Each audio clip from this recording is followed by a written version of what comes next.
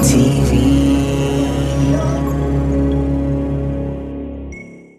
over the weekend, a lot of tweets from the past were dug up. He said the most disrespected person in America is the black woman, the most neglected person in America is the black woman, and also the most unprotected person in America is a black woman.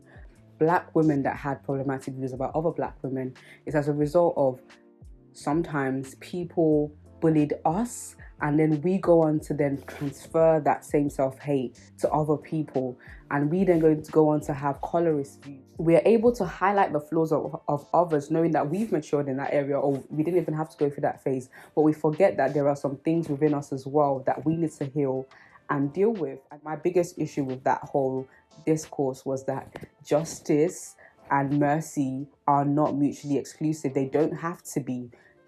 There can be consequences for the things you do, but I can also be merciful towards you. And I believe this is the same way that God treats us.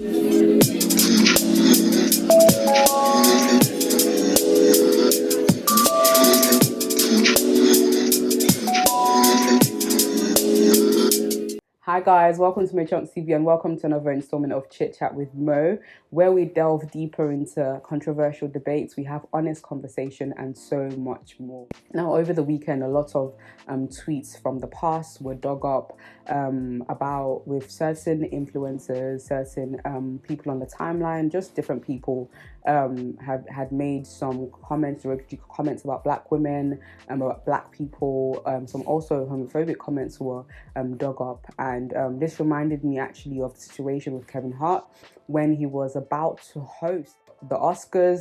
He also had issues with his night deal, I believe, as a result of some of his past tweets being dug up where he was being homophobic. Now, I think one quote that definitely came to mind when I was doing my research is the quote by Malcolm X. He said the most disrespected person in America is the black woman, the most neglected person in America is the black woman, and also the most unprotected person in America is a black woman. And I say that to acknowledge that, yes, colorism is a big issue. Desirability politics, some would call it, anti-blackness and self-hate is, I think, deeply rooted and stems from years of slavery, and it's been passed on from generation to generation. And I believe those years and years of like hate from other cultures and hate from other races has now been internalized, and is what we now see overflowing as self-hate in 2020, and even in the years where things have been dug up. And these things, they are when people do get called out, it's accurate, and we should never discredit somebody saying, oh, I find this offensive, or this was offensive towards me. Even if you as a person might read the content or whatever it may be and you decide, oh, this is not offensive, it's not that deep. If somebody is saying that this offends me, and a group of people actually are saying this offends me, then it's important to acknowledge that, yes, this is offensive. I think people get even more upset when they highlight something to you and you are being defensive. Must have made a colorist statement. To me, it wasn't colorist at the time, but it took me sitting down and actually unpacking, okay, what are they actually trying to say to me, and hearing beyond my filter of stubbornness to acknowledge that, okay, this is colorist. And I think sometimes we don't want to associate ourselves with things that are negative and things that are of negative connotations, because we place ourselves on such a high pedestal. I definitely placed myself on a high pedestal because I'd reached a place where, okay, right now I'm wearing a wig, but I'd reached a place where I loved my natural hair. I would rock my natural hair on YouTube. So I thought, yes, I was like, fight the power, black power, da da da da. Us black people, we have different layers of blackness and things that have been passed to us, that have been hated about us, that have now created this anti-blackness, internalized anti-blackness. So to me, because I'd conquered my hair, I thought there's no way I can be a colorist. But actually there's layers to this thing, in the sense of there's some areas of your blackness that you might have conquered in terms of, I love this, and there might be some other areas where deep down inside of you, it's not quite finished yet. And I think that is a testament to the point I'm about to make next, in the sense of sometimes we find it very easy, And this is not me saying calling people out is wrong. Calling people out is right. It's important for people to acknowledge their mistakes. But I also feel like sometimes we call out things in other people, knowing that, you know, we've moved past that, knowing that we've got into a place where we are, or sometimes we didn't even have to move past that. We were just so mature in that particular area. And then we call out people in an area that they haven't quite matured in, or they decided they didn't want to mature in, because sometimes it's a choice. Sometimes ignorance is a choice. I choose to be, sometimes some people do choose to be ignorant. We call that out in other people. We call out their weaknesses, forgetting that we might also have some issues, be it anti-blackness, be it homophobia, be it how we treat women, how we see men.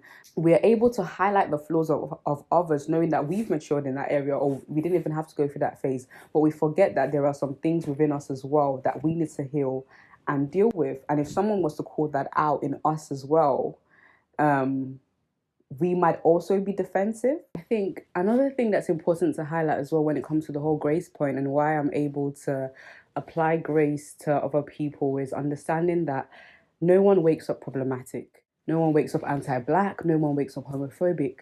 No one wakes up racist. In fact, all of these things are things that we learn, and we're like sponges. We absorb from other people, or people bully us in certain departments. For example, with like black women that had problematic views about other black women, is as a result of sometimes people bullied us, and then we go on to then transfer that same self-hate to other people, and we then going to go on to have colorist views, and we go on to have anti-black views and anti-afro hair views and all of that kind of stuff. That's where sometimes it stems from. Kind of like hurt people hurt others, bullies bully others in the same things that they're insecure about. That's just in some scenarios. And again, this is not to defend anybody. This is just for us to really unpack where some of these things actually come from, and help us to hopefully apply justice, but also apply grace. And I'm a strong believer in grace and forgiveness, and the fact that every single human being on this planet is redeemable. I don't believe you can force anybody to forgive, but I believe that you can encourage people to forgive. Now, justice and mercy don't have to be mutually exclusive. So when we had issues like, for example, let's go back to Pastor Biodu Fatoyinbo. That was very controversial. Again, trigger warning, he allegedly had raped somebody, and he was a pastor of a mega church in Nigeria. And everybody was saying things like, oh, why should he go to jail? Why touch not my anointed? Da, da, da, da, da. And my biggest issue with that whole discourse was that justice and mercy are not mutually exclusive. They don't have to be. He can go to jail and I can still forgive him. Do you understand? So there can be repercussions, there can be consequences for the things you do, but I can also be merciful towards you. And I believe this is the same way that God treats us. I think one scripture that really helps with the whole pointing out things and flaws in other people is pointing out, there's a scripture about the speck, looking at the speck in somebody else's eye when you have your own things to deal with. And also, I think when it comes to cancel culture, I always have to question what is the motive. Now, going back to Kevin Hart, for example, he got one of the biggest gigs of his life, and then the tweets were pulled out. What suggests to me that the motive is not even justice sometimes, is the timing of these things and how they happen. So people tend to get cancelled, or these things are brought up at someone's peak. Kevin Hart was about to get the biggest gig of his life, and this is not a gain. This is not saying that what he did was right, it was wrong. But the timing of it was just too convenient, and suggests to me that there was another motive to why we sometimes bring out these things. If totally you want to bring people to account, perfect, amazing. But I think it becomes an issue when it's sometimes rooted in, I want to bring this person down, or jealousy, or who do they think they are? I'm sure they did something wrong. Let me pull them down. Let everybody hate them the way I hate them as well. I think those are, the scenarios that I'm like, what was the motive behind highlighting it, and highlighting it right now? Another thing I've noticed as well, especially when it comes to the motive behind why we cancel people, especially if it's for like I want them to lose out on every single deal they've ever gotten, or I don't want them to be successful, is I've noticed that these people still go on to succeed. Like yes, there might be a taint in their name or in their history, but generally they do okay. Like Kevin Hart is still rich, and it reminds me actually of the president of America, Trump. Upon all the allegations and everything that this man has done, he's still technically the most powerful man in the world. So sometimes I think we need to question, okay, to what end?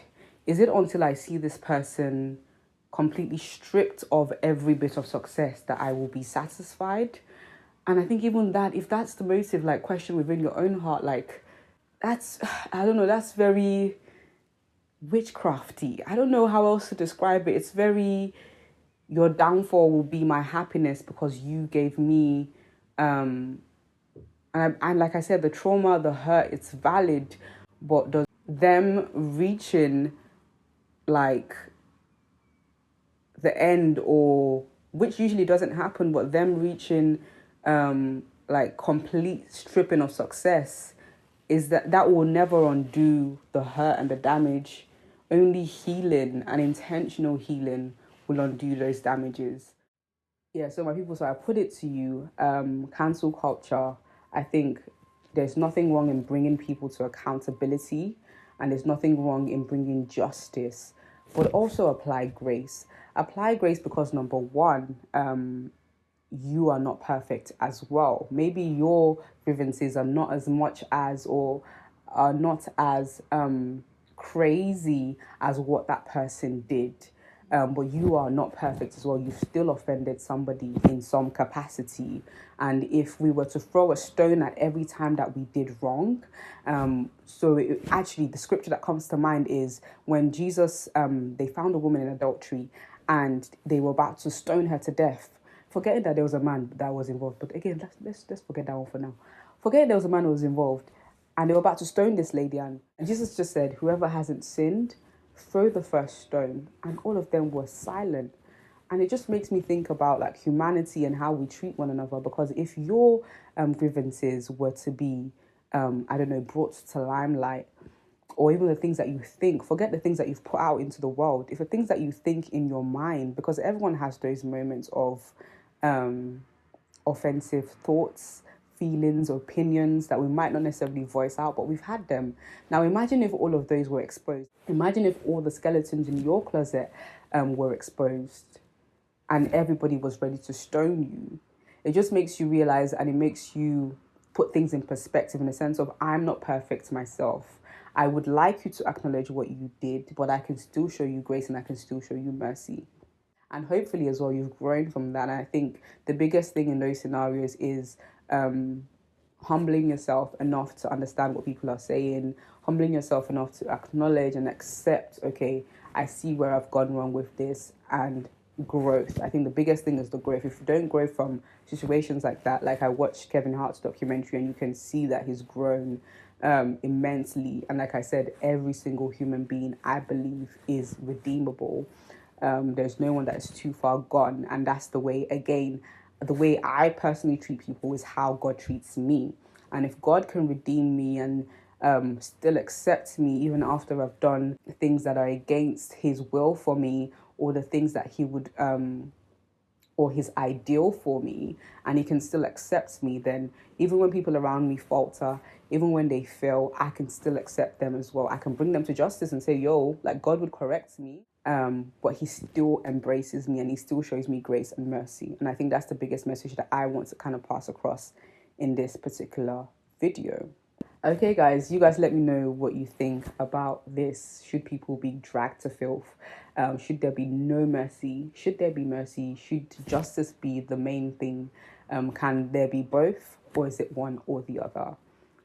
Do people have to lose out on deals because of the things that they've done in the past? or does an apology suffice? You guys let me know in the comment section down below. And that's all I really had to talk to you about. If you liked it, do share it with your friends, comment down below the things I spoke about, and also subscribe to this channel for more. Until next time, guys, peace and love, peace and chunks.